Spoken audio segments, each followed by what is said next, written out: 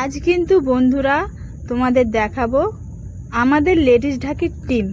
তার আগে তোমরা একটু দেখে নাও আমাদের এখানকার পুজো প্যান্ডেলটা।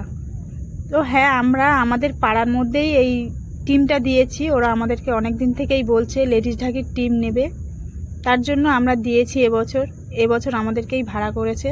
তো যেহেতু আমি এখানে নেই, মানে ওদের গ্রুপের ড্রেসে নেই, আমি এসেছিলাম ওদের সঙ্গে দেখা টাকা করতে। আমাদের দাসবাবু উনি তো বাইরে গেছে আরেকটা টিম নিয়ে, তো এই টিমের দায়িত্বটা আমার, তার জন্য ওদের সঙ্গে দেখা করতে।